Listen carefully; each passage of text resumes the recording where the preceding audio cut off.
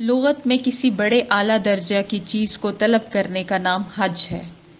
شریعت میں احرام باندھ کر 9 ذی الحج کو شام تک عرفات میں ٹھہرنے اور اس کے بعد بیت اللہ شریف کا طواف کرنے کا نام حج ہے، اور اس کے لیے خاص وقت مقرر ہے۔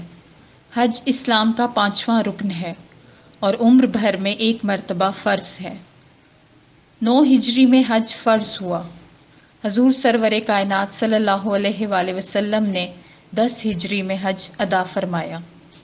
اللہ تعالیٰ ارشاد فرماتا ہے، بے شک پہلا گھر جو لوگوں کے لیے بنایا گیا وہ ہے جو کہ مکہ معظمہ میں ہے، اس میں برکتیں اور تمام جہان والوں کے لیے ہدایت ہے۔ مقام ابراہیم میں کھلی ہوئی نشانیاں ہیں، اور جو بیت اللہ میں داخل ہوا بامان ہوا۔ حجر اسود یا سنگ اسود، یہ ایک کالے رنگ کا پتھر ہے جو بیت اللہ کی جنوب مشرقی کونے میں نصب ہے۔ مشہور ہے کہ یہ پتھر حضرت آدم علیہ السلام کے زمانے میں جنت سے زمین پر آیا۔ اس وقت یہ بہت سفید اور چمکدار تھا، لوگوں کے گناہوں سے یہ سیاہ ہو گیا۔ حجر اسود کے پاس ہی سے کعبۃ اللہ کا طواف شروع کرتے ہیں۔ حجر اسود میں اللہ تعالیٰ نے یہ صفت رکھی ہے کہ یہ لوگوں کے گناہوں کو کھینچ لیتا ہے۔ حجر اسود کو بوسہ دیتے وقت، ہاتھ یا اشارہ کرتے وقت بسم اللہ اللہ اکبر کہا جاتا ہے۔ رکن یمانی، بیت اللہ شریف کے جنوب مغربی کونے کا نام رکن یمانی ہے۔ چونکہ یہ کونا یمن کی طرف ہے، اسی نسبت سے اس کو رکن یمانی کہتے ہیں۔ اس کونے میں بھی ایک سفید رنگ کا پتھر نصب ہے۔ بوقت طواف اس کو ہاتھ لگائے جاتے ہیں، لیکن چومنا نہیں ہے۔ اگر دور ہے تو صرف اس کی طرف اشارہ کرے اور گزر جائے۔ اسی رکن سے حجر اسود تک یہ دعا، ربنا آتنا فی الدنیا حسنۃ وفی الآخرۃ حسنۃ وقنا عذاب النار وادخلنا الجنۃ مع الابرار یا عزیز یا غفار یا رب العالمین پڑھی جاتی ہے۔ رکن عراقی، بیت اللہ شریف کے شمال مغربی کونے کا نام ہے۔ رکن شامی، بیت اللہ شریف کے شمال مشرقی کونے کا نام ہے۔ حتیم، بیت اللہ شریف کی وہ جگہ ہے جس پر چھت نہیں ہے، بیت اللہ شریف کے شمال کی جانب ہے۔ میزاب رحمت، بیت اللہ شریف کی چھت کے پرنالے کا نام میزاب رحمت ہے۔ مقام ابراہیم علیہ السلام، یہ وہ پتھر ہے جس پر کھڑے ہو کر سیدنا ابراہیم علیہ السلام بیت اللہ شریف کی تعمیر کرتے تھے۔ اسی پتھر پر آپ کے پاؤں مبارک کا نشان بھی ہے۔ اب اس پتھر کو ایک شیشے کے صندوق میں بند کر کے بیت اللہ شریف کے مشرق کی جانب زمین میں گاڑ دیا ہے۔ اس کے قریب طواف کے بعد 2 نفل پڑھنا واجب ہیں۔ اگر یہاں جگہ نہ ملے تو مسجد الحرام میں جہاں بھی پڑھے ایک سا ثواب ہے، لیکن مقام ابراہیم پر پڑھنا افضل ہے۔ میاہ زمزم یعنی آب زمزم، بیت اللہ شریف کے مشرق کی جانب ایک کنواں ہے جس کو بئر زمزم کہتے ہیں۔ یہ وہ کنواں یا چشمہ ہے جو بروایت مشہور سیدنا اسماعیل علیہ السلام کی ایڑی مارنے سے جاری ہوا، اور بخاری شریف کی روایت کے مطابق حضرت جبرائیل علیہ السلام نے پر مار کر چشمہ جاری کیا، واللہ اعلم۔ اب اس کنویں پر لینٹر ڈال دیا گیا ہے اور اس میں ٹیوب ویل نصب کر دیا ہے۔ مقام ملتزم، بیت اللہ شریف کی مشرقی دیوار کا وہ حصہ جو حجر اسود اور خانہ کعبہ کے دروازے کے درمیان واقع ہے، مقام ملتزم کہلاتا ہے۔ اس دیوار کو چھونے کا جس کو بھی اتفاق ہوا ہے وہ اس چیز سے بخوبی آگاہ ہے کہ اس کو ہاتھ لگاتے ہی رقت طاری ہو جاتی ہے۔ یہاں اپنے لیے، اپنے والدین، بھائی بہنوں، احباب، اولاد، ملک و ملت کے لیے رو رو کر دعائیں کرنی چاہیے۔ مطاف، کعبہ شریف بیت اللہ کے ارد گرد زیر آسمان وہ جگہ جہاں طواف کیا جاتا ہے مطاف کہلاتی ہے۔ حج کے زمانے میں جب رش زیادہ ہوتا ہے تو مسجد الحرام کے اندر اور دوسری منازل میں لوگ طواف کرتے ہیں۔ طواف، خانہ کعبہ کے گرد 7 چکر لگانے کا نام طواف ہے۔ شوط، طواف کے ایک چکر یا پھیرے کو شوط کہتے ہیں، اس کی جمع اشواط ہے۔ شوط حجر اسود سے شروع ہوتا ہے اور اسی جگہ پر مکمل ہوتا ہے۔ استلام، حجر اسود کو بوسہ دینے کو استلام کہتے ہیں۔ ہاتھوں کی دونوں ہتھیلیاں حجر اسود پر رکھ کر اپنا منہ دونوں ہاتھوں کے بیچ میں کر کے اطمینان کے ساتھ بوسہ دیں، اس طرح کی آواز پیدا نہ ہو۔ اگر ایسا ممکن نہ ہو تو فقط اشارہ ہی کافی ہے۔ آسانی سے بوسہ دے سکیں تو بہتر ہے، ورنہ بھیڑ کی وجہ سے خود کو مصیبت میں نہ ڈالیں، اشارہ ہی کافی ہے۔ صفا و مروہ، وہ دو پہاڑیاں جن کے درمیان ام المسلمین رضی اللہ عنہا پانی کی تلاش میں دوڑیں۔ صفا بیت اللہ شریف کے شمال مشرق اور مروہ جنوب مغرب میں ہے۔ ام المسلمین سیدہ حاجرہ علیہ السلام ان کے اوپر بھی چڑھتی تھیں، لہٰذا ہر عمرہ و حج کرنے والے پر صفا و مروہ کی سعی واجب ہے۔ سعی، صفا و مروہ کے درمیان 7 مرتبہ آنے جانے کا نام سعی ہے۔ میلین اخضرین، صفا و مروہ کے درمیان وہ حصہ جہاں سعی کرتے وقت دوڑ کر چلنا مستحب ہے۔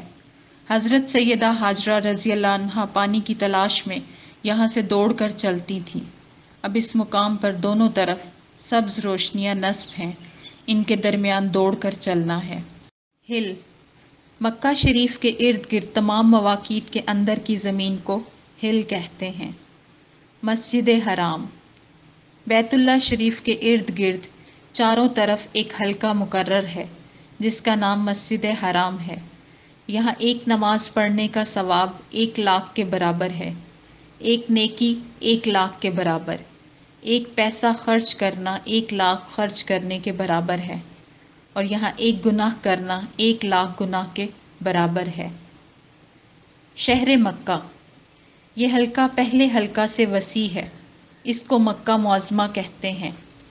مکہ بھی مسجد حرام کی طرح پناہ گاہ ہے، یہاں شکار کھیلنا، درختوں کا کاٹنا منع ہے۔ حرم شریف، یہ حلقہ دوسرے حلقہ سے وسیع تر ہے، اس کا بھی وہی احترام ہے، یہ ابراہیم علیہ السلام کے زمانے سے متعین ہے۔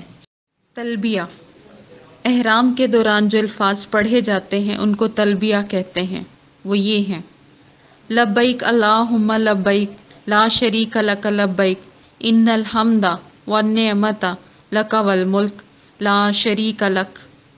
حاضر ہوں، اے اللہ حاضر ہوں، تیرا کوئی شریک نہیں، میں حاضر ہوں، تمام تعریفیں تمام نعمتیں تیری ہیں اور بادشاہی بھی تیرے ہی لیے ہے، تیرا کوئی شریک نہیں۔ حلق راس، عمرہ کے بعد یا حج میں قربانی کرنے کے بعد سر منڈوانا۔ قصر، عمرہ کے بعد یا حج میں قربانی کرنے کے بعد سر کے بال ترشوانا۔ سر منڈوانا ترشوانے سے افضل ہے۔ جنایت، لغت میں غلطی کرنے کو جنایت کہتے ہیں، اور اصطلاح شریعت میں ہر وہ فعل جس کا احرام کی حالت میں یا حدود حرم میں کرنا منع ہے جنایت کہلاتا ہے، اس کی جمع جنایات ہے۔ دم، احرام کی حالت میں بعض ممنوع کاموں کے کرنے پر قربانی واجب ہوتی ہے، اسے دم کہتے ہیں۔ اس سے مراد بھیڑ، بکری، دمبا یا اونٹ اور گائے کا 7واں حصہ ہوتا ہے۔ مینا، وہ جگہ جو مکہ مکرمہ سے 3 میل کے فاصلہ پر ہے۔ 8ویں ذی الحج کو جا کر یہاں ٹھہرتے ہیں۔ 9 ذی الحج کو فجر کے بعد عرفات کو چلتے ہیں، پھر 10 ذی الحج کو آ کر شیطان کے کنکر مارتے ہیں، پھر قربانی کرتے ہیں۔ 12 ذی الحج تک یہیں قیام ہوتا ہے۔ مسجد خیف، مینا میں ایک مسجد ہے جس کا نام مسجد خیف ہے۔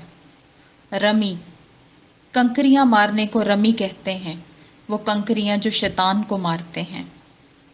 عرفات، یہی وہ میدان ہے جہاں پر 9 ذی الحج کو قیام کیا جاتا ہے، اس جگہ ٹھہرنے کا نام ہی حج ہے۔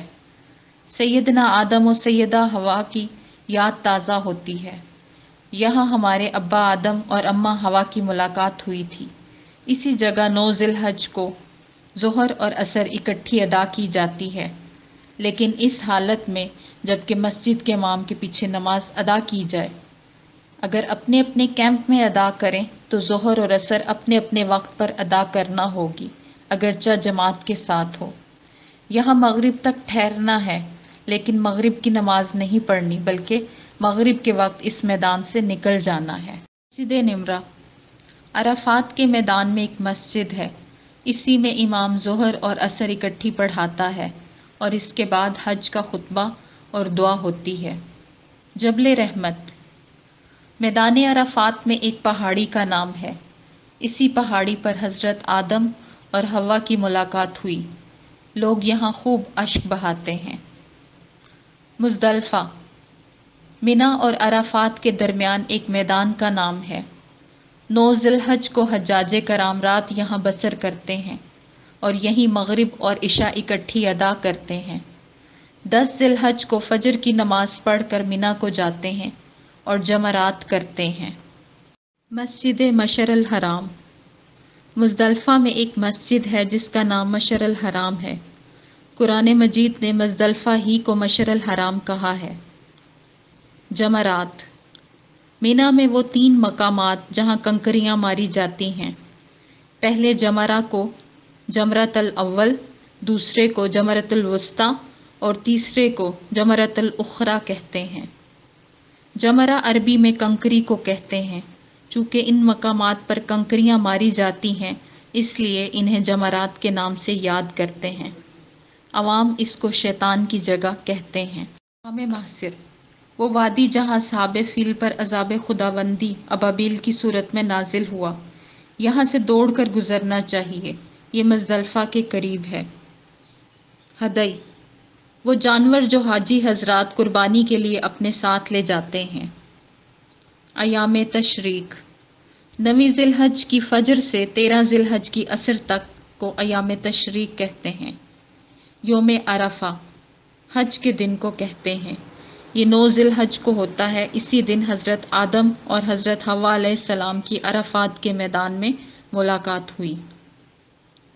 جمع صلاتین یعنی 2 نمازوں کا اکٹھا کر کے پڑھنا۔ 9 ذی الحج کو ظہر اور عصر عرفات میں اور مغرب اور عشاء مزدلفہ میں اکٹھی کر کے پڑھی جاتی ہے۔ جنت المعلی مکہ مکرمہ کے قبرستان کا نام ہے۔ یہاں ہزارہا صحابہ کرام استراحت فرما رہے ہیں۔